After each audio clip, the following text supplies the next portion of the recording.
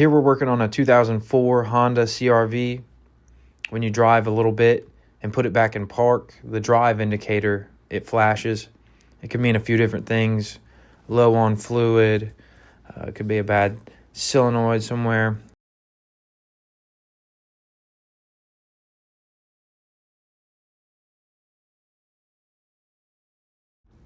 So here we'll start by taking the battery out. It's a couple 10 millimeters. Work those connections off, pull the battery out. The air box needs to come out of the way, but in order to get the air box out of the way, that air intake boot has to come out of the way. A few tins.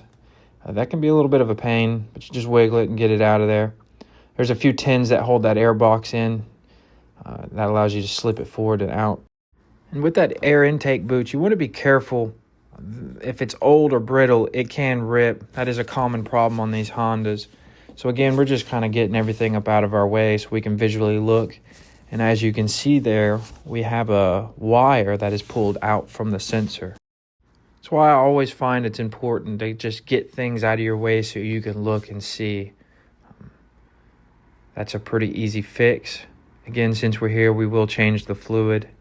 The dipstick / fill hole is actually up top there. And you would have never been able to see this if you just don't pull the air box and the air intake tube out of your way. Technically, you wouldn't have to pull the air box out of the way to fill the transmission fluid. But again, this is why it's important to get that stuff out of your way. So again, easy fix. We'll get that wired back up and working.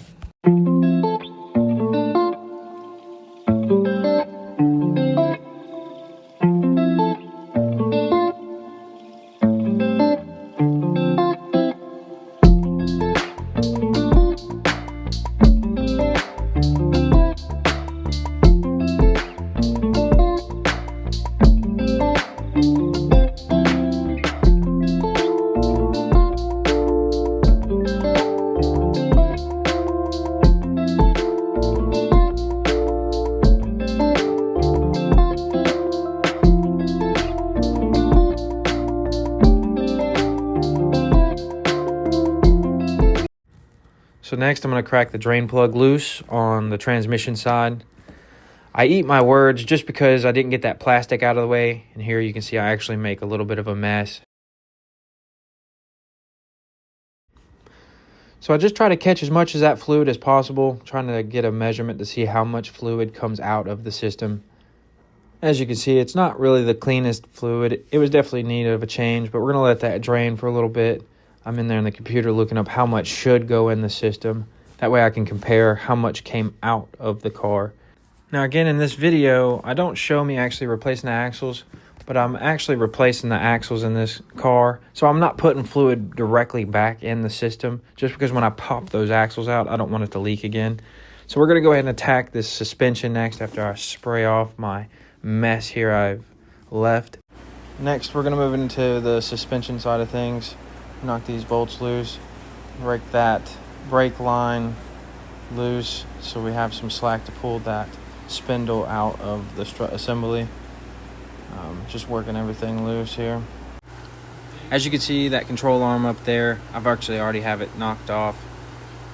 What happened was the cotter pin was actually stuck and I had to drill the cotter pin out, so I got that off camera. But just take a hammer and hit that arm. Being that I'm not replacing the tie rod ends, you don't want to hit on the tie rod end itself. We are actually replacing the strut assembly, so you want to hit on that little arm that's protruding out off of the strut tower assembly. Next is the axle. I take a rubber mallet and like to hit on that just to get a little space in there for when that spindle does drop. And then we'll take out the bolts that go through the spindle and the strut assembly. And then it should just fall. You want to be careful when it falls. You don't want to pull that axle all the way out, so that's what you hammer it in with that rubber mallet for, is to give yourself a little space in there behind the spindle. And then next we drop her down, take the top mount bolts out. They are 15s, and the strut assembly just pulls right out.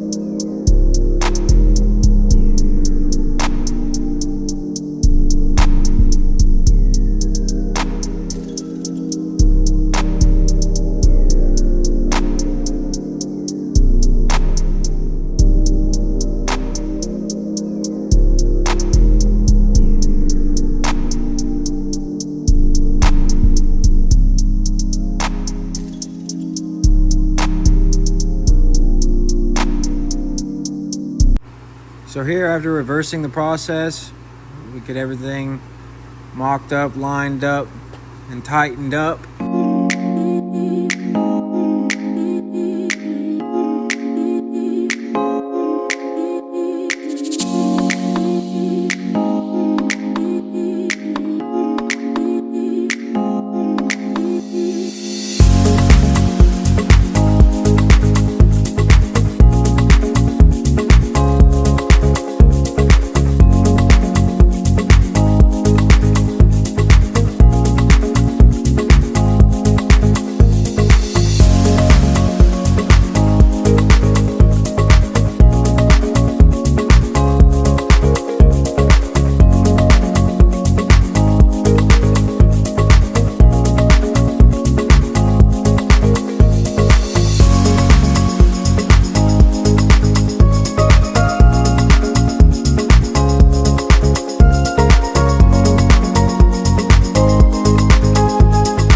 After it's all said and done, we put the tire on, get it tightened, and we put the transmission fluid in. It calls for 3.5 to 4 quarts, as well as tighten up those top mount bolts at ride height. So let it down, ride height, then tighten them. Thanks.